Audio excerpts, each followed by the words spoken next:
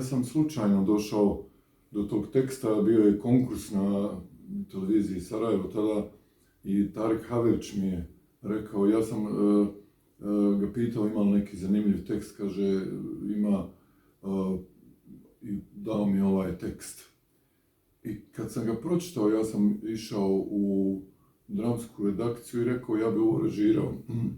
Oni su pogledali i rekli šta ćeš ovo režirati, ovo nema ni 20 minuta. To je tako kratko. Ja kažem, meni se ne čini tako i onda je to svašta bilo interesantno. Oni su rekli, evo dobro, uzmi 3-4 dana studija pa to snimi. Ne, onda sam ja rekao da to na lokaciji, onda sam obilazio ponovo sva mjesta razna koja sam znao većinom, neka nisam znao. Onda je moj amidža Fikret rekao, on je radio kao nastavnik u Brezi ili pored Breze, pa rekao ima jedno divno selo, Prhinje, pa sam tamo otišao. I onda smo tako u vrlo jednostavnim, oskudnim uslovima to napravili, ja mislim za 20 dana snimanja. Imali smo tada traku, to je 16 mm, tad je bio odnos trake koja se dobivala za snimanje emisija običnih 1:3, znači 3 put više. Za film je bilo 1:11, ja sam dobio 1:3, onda nam je nedostajalo malo trake. Onda se sjećam da sam došao tamo u direkciju, rekao treba nam još malo trake, kažu ti stvarno, tebi čovjek pruži prst i uzneš ruku. I onda ja sam rekao onda također da ćemo snimati na traci koja nije kao ova za svakodnevnu upotrebu, koja se ne može kopirati. Onda su mi rekli, pa što ne misliš da će se to negdje drugo emitovati, osim Sarajeva i tako dalje, televizije. Tako, onda za mene je samo bilo iznenađenje kad smo sklopili na kraju film gdje je moja dajđenica Ujna, Kristel Tanović od Ines mama, ona je montirala sa mnom to i zahvaljujući njoj isto tako to je dobilo jednu, pošto je bila ona vrsni montažer, jednu ispravan ritam, jednu ispravnu liniju. I onda tako ja sam to par puta pričao kad mi je jedan kolega na prvoj nekoj internoj projekciji rekao što se Ulac nuždio, televizija se guta, nema veze.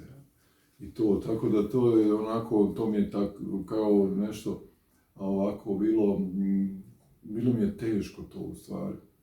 A onda sam tek poslije par mjeseci kad je to emitovano, kad su izašle kritike i tako dalje, vidio sam i kad su ljudi počeli reagovati. Onda smo to prebacili na filmsku traku, onda se sklopili kao film i onda je počeo imati svoj život film. Ja sam sretan što i sada ima takav nekakav život, emituje se stalno nas pitaju iz raznih mjesta na svijetu da emituju film i tako dalje. Znam da je kad smo u Kanu prikazivali, to je otvorilo Kenzen, tako rekao, prestižnu selekciju. Nakon toga iste večeri prodati film u gotovo 50 zemalja svijeta. Tako da je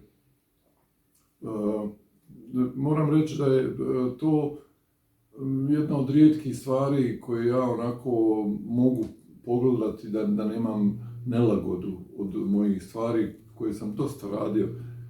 Nekako mi se doima ako da je to neki stari, klasični film iz 50-ih godina, ako da je neko drugi to pravio.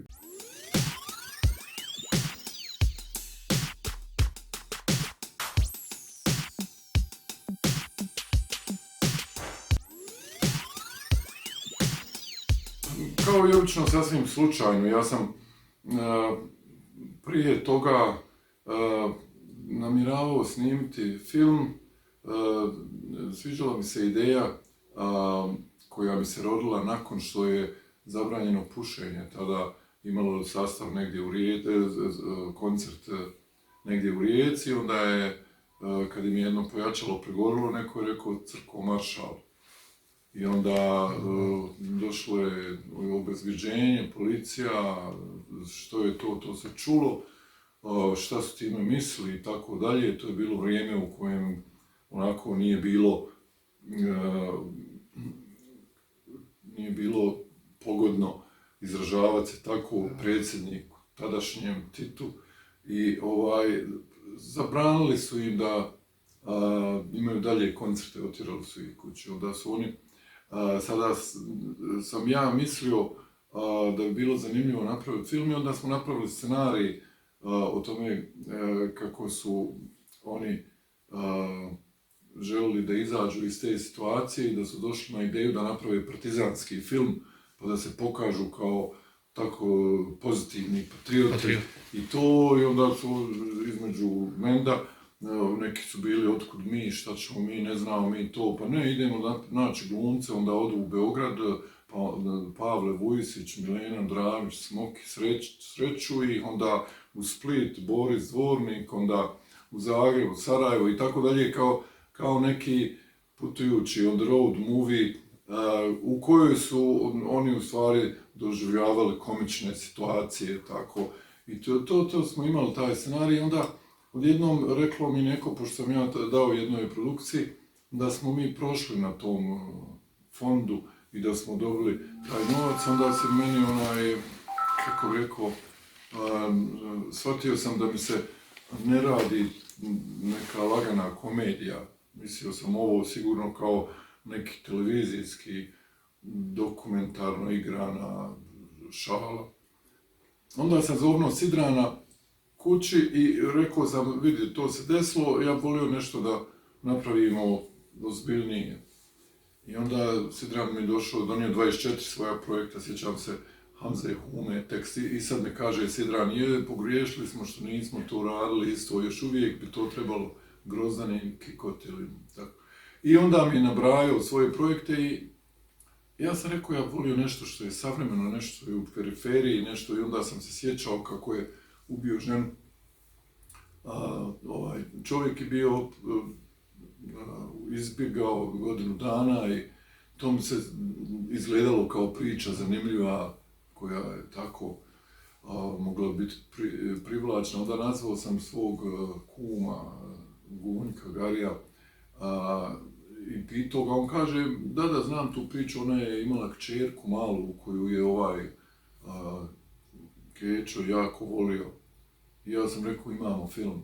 Onda smo počeli, Sidran i ja, obilaziti sve te lokacije, prvo advokata njegovog, sudiju i ostale, išli su u selo njegovo, njeno, onda smo išli kod njega u zatvor, razgovarali i tako smo, onda smo negdje otišli, Sidran je pisao u Trnovu, ja mislim, Rajski do, Sidran je pisao noću, ja sam spavao, on bi meni dao šta je napisao, onda bismo razgovarali, onda je tako 1-2 bloka po 20 dana i tako je nastao taj scenarij i drago mi je da je i pored toga imali smo jednu malu kao šalu, pošto je Sidran jednu epizodnu ulogu glumio, stavili smo da je on prvi put na filmu.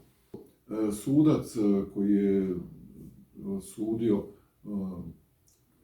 Keču, on dao mu je 15 godina za to ubistvo tada i to, i on je bio jedan od prvih kojih sam zovnuo u salu, u Jagomir, malu salu, da mu pokažem film. I poslije, pred kraj negdje ovako, u trećem dijelu filma, ja sam čuo nešto šmrče, samo nas dvojica smo bili stalno i ja pogledam da on plače, čovjek. Ja kažem, Miro, što plačeš? Miroslav Gladanac, on zove i sada radi kao notar.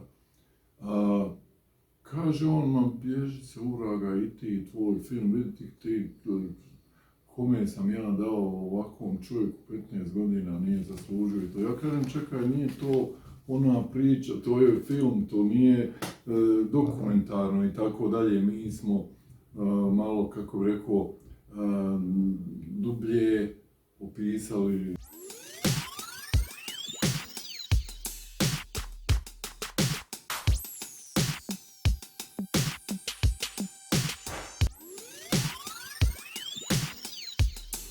To je tačno. Kad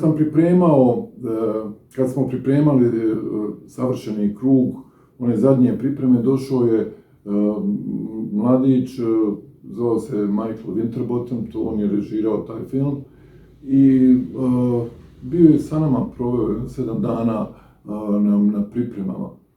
I nekako se bio ufiksao da mu ja glumim ulogu u tom filmu. I ja sam rekao da nisam ja zato da, mislim, ne osjećam se dobro biti s te strane kamere i tako. On je mene molio da pročitam scenarij i tako. Ja sam pročitao scenarij, onda smo mi počeli snimati i došli smo zadnjih nedelju dana snimanja, smo snimali na Braču, scenu onog sna smo snimali i onda se on pojavio ponovo, došao iz Londona sa casting direktoricom, koji su sjeli ponovo sa mnom i da me ubjeđuju da ja kažem, vidite, ja nisam vam za to i ne mogu. Ja sam rekao onda, šaleći se malo, bio sam preumoran i od filma koji sam radio i tako dalje. Ja sam rekao, jedino što bi me ponukalo da radim je da dobijem honorar ogromni ko neki veliki glumac. Oni su rekli, pa vidi da ti kažemo honorar, ja kažem, ma ne morate, onda je ova izustila cifru. Ja za malo što nisam pao sa stolice, tada to još poslije rata, ja nisam mogao vjerovati, da ne govorim sada cifru koja je bila van ikakvih mojih. Ja sam rekao, nažalost, ne bi ja to mogao. Međutim, ja sam rekao, što sam znao da u stvari trebam priložiti, ja imam prijedlog, gledao sam, Mujo Divni je mene zvao u Zagreb da vidim, baš radi filma, da vidim predstavu njihovu probe, Hamletu u Mrduši Donjoj i tamo je glumio momak Goran Višnjić, koji se prvi put ja sam rekao, imate tog momka kojeg možete uzeti, otiđite. Oni su otišli, pogledali ga i uzeli ga i tada je počela i njegova karijera, kao što znamo. I meni je interesantna stvar tu, kad sam ja, nakon što se to sve desilo, pomislio sam, zašto ja u stvari nisam htio da glumim, što je to u stvari bilo? Ja znam da ne volim, ali mislio sam nekada nakon toga, pa samo sjedim onako, čekam dok se tamo radi, onda te zovnu na set par minuta, onda se vratiš, onda šminka i ovo, mislim, uživaš se i odmaram, glumci zanijaju, kad tako kažem, normalno nije to tako, ali ja sam to mislio i onda shvatim zašto nisam u stvari prihvatio. Nije mi se svidjela uloga kad sam pročitao. Ja sam pročitao to i uloga je bila kao da budem vodič kroz Sarajevo, neke ekipe, kao što je u tom filmu, što je Goran glumio. Ja sam mislio, ne mogu ja, to je meni dosadno, da je bila neka žestoka uloga, neke vrste, možda bi ih prihvatio. To znači u svakom ima neki glumac da duboko sjedi i samo ga mora potrefiti. Ovo nije bila uloga koja mi je, jesu mi nudili nekoliko puta isto tako da se pojavi, ali to mene niti privlači, niti sam, ne osjećam se dobro jednostavno.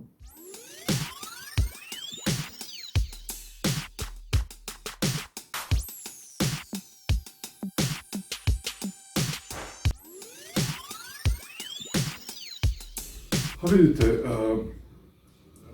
ja živim ovdje u Sarajevu, u Bosni, zato što sam tako odlučio, jer se tu osjećam najbolje, osjećam se komfortno, osjećam se onako kako mi potpuno odgovara. Živim pored Sarajeva u selu, što mi još više odgovara. Mislim da znajući mnoge ljude koji žive vani, znam da velika većina njih pati što ne živi u Sarajevu. Ja jesam živio sam u Luksemburgu, u Londonu, u Parizu, u Meksiku, u Americi. Kad radio sam seriju, nedavno smo završili Hoću kući za Al Jazeeru, pa su me pitali, otkud, što ti radiš, zašto se počeo raditi, jesi ti nekad živio? Ja kažem, nisam ja nikad živio van. Onda su mi rekli, čekaj, ali bio si ovdje i onda sam shvatio, izbrojio sam preko 15 godina da sam živio van. Ali ja nikad nisam osjećao da sam živio tamo, ja sam bio tamo, kako rekao, na proputovanju, u radu i tako dalje. Iako gdje sam god bio, moram reći, bilo je prijatno taj cijeli boravak moj tamo, ne mogu reći, jesam patio ili nešto, nisam. Međutim, mislim da je za mene Sarajevo mjesto koje mi je najjednostavnije, najlogičnije za život. Zato sam recimo razgovarao i radio sad sa velikim brojem ljudi koji smo snimali u Hoću kući i shvatio sam da najveća većina tako isto osjeća i tako misli, ili misle ljudi da ja mislim da pošto je ovo tako divan ambijent, divni ljudi, divna priroda, nema nikakvog razloga da ima neku stigmu lošeg mjesta na Balkanu. Ja sam uvijek mislio, zašto ne bi i ovo mjesto bilo pokušano biti napravljeno isto tako dobro kao bilo koje drugo mjesto na svijetu. Mislim, to je recimo nešto u što sam uvjeren da će se i desiti i da se već pomalo formira jedna energija šira koja će to i učiniti.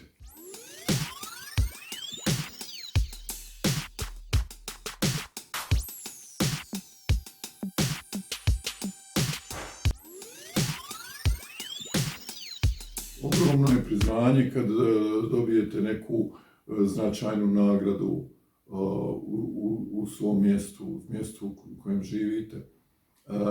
Ja sam nedavno rekao, pošto čovjek to, kad se njemu to dešava, ne gleda to nekako mi je prejednostavno, to nije ništa specijalno, ali ima jedna specijalna stvar tu i koju sam rekao kolegi koji je dobio tada nagradu, s kim sam stajao zajedno na sceni, tada sam u stvari shvatio šta to znači. To je bio Ivica Osim.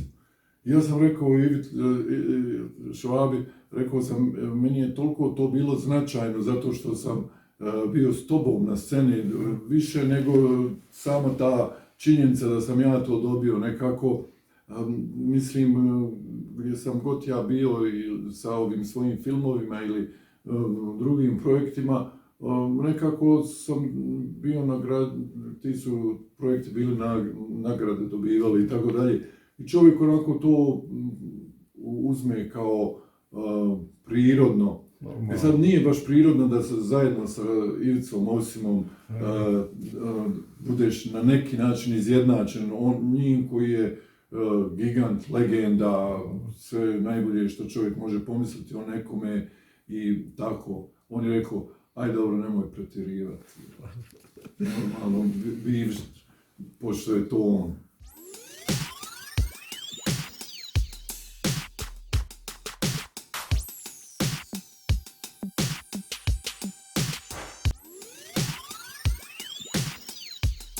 Kako ne, ja poznajem sve svoje komšije. Ja sam imao sreću da sam jedan dio komšija ja i kako bi rekao, stvorio kao komšije, jer sam sticajem okolnosti otišao da živim na selu, nisam ni znao gdje je to, ni šta je to, ja sam sasvim slučajno to. I onda kad sam vidio kako je predivno i kad sam upoznao ove svoje komšije koje su tu bile, već starosjedioci, onda sam s ljudima, svojim prijateljima, ponekad pio kafu kod mene ili smo došli na ručak i velika većina njih koji su došli da me posjete ili da nas posjete su odlučili da budu naše nove komšije. Tako da ja imam mješavinu starih komšija koji se uglavnom bave poljoprivredom i tako što i ja isto pomalo radim. I ove nove moje komšije koji su moji prijatelji, koji su ili iz mog posla ili moja rodbina i tako dalje.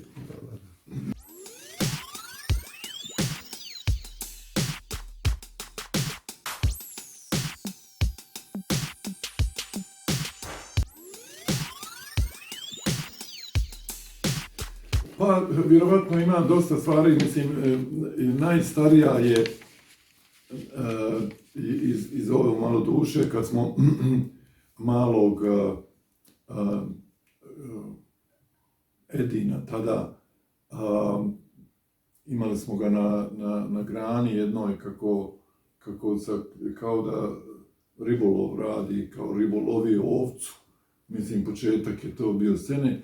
I onda smo ga stavili na tu granu, mi smo probali, onda smo trebali nešto da uradimo drugo, pa smo radili drugo, malo smo se zadržali, onda je neko zavikao, ljudi, Edo je pao za grane, a on je zaspao jadnik čekajući nas i pao dole, do duše bio je neko blizu, pa nas pričekao i tako, mislim, razne situacije i životne.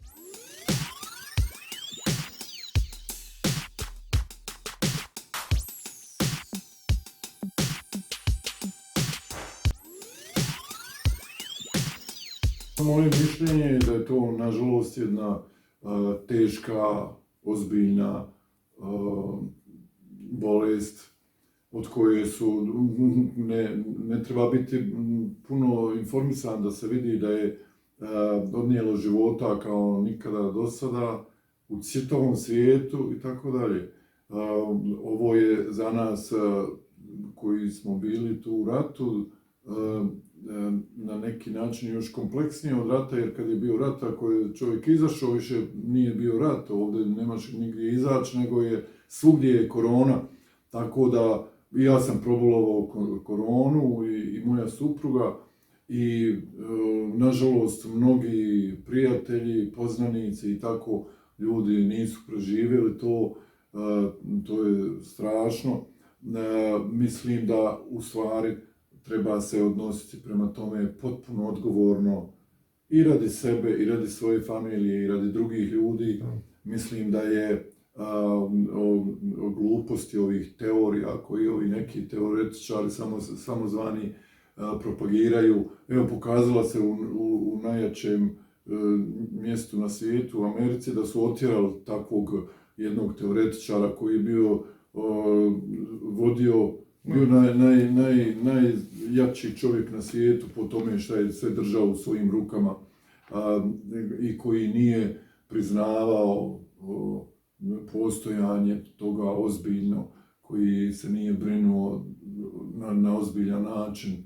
Znači, svima je sreća da su Trump i slični Trumpovi postali i postaju prošlost sa svojim teorijama zavjera i tako dalje.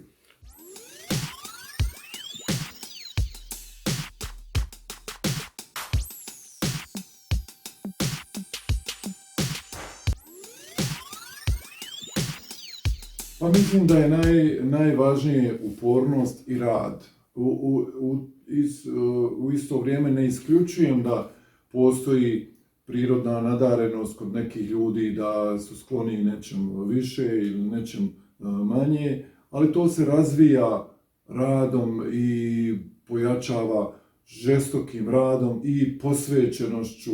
I mislim da je najvažnije strast. Ne možeš imati strast prema nečemu ako to ne voliš ili ako nisi sklon tome ili ako nemaš neku klicu nadarenosti. Znači, to je sigurno mješavina. Mislim da je ovo ta recimo klican talenta možda 10%, da je ovo ostalo svejedno 90%. Isto tako kao u sportu ili nekim drugim aktivnostima.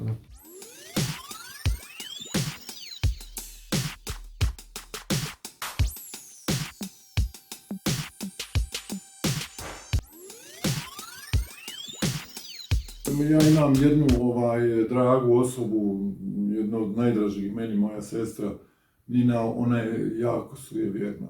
I ona je, kad je pitate kako je familija, ona kaže ništa ne valja. Da ne bi slučajno rekla dobro, da ne bi I onda me ona stalno mi skreće pažnju na to i tako. I ja moram reći da ja nisam previše sujevjeren, ali onako malo kad mi crna mačka pređe preko puta, znam 3 put kažem tu i onda ti je to, ali to više radi onako. Ja ne vjerujem, ja vjerujem, prvo vjerujem u, kako bih rekao, prirodnost neorganizovanosti svega, da se dešava prirodnost slučaja i tako dalje.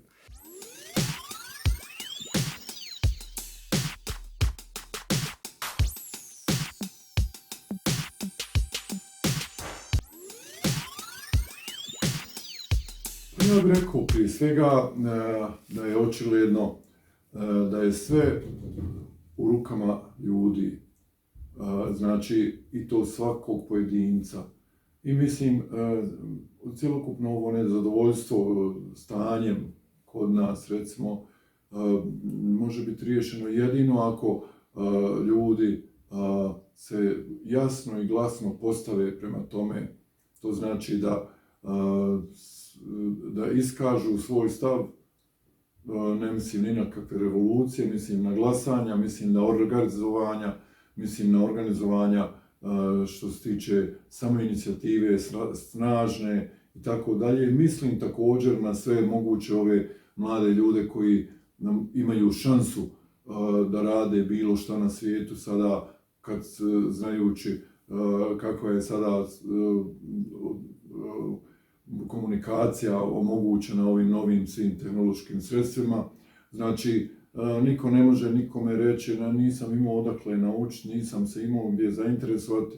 I to mladi ljudi u stvari pokazuju i jasno je da recimo tih preko između 2 i 2,5 miliona ljudi naših koji žive vani, već su jednu čitavu generaciju ili zakoplja iznad onoga što su oni bili ranije. To znači oni su već jedna nova snaga koja samo ako ih svi uzmu kao ugled mogu razumjeti da se ovdje mogu i trebaju napraviti stvari nabolje.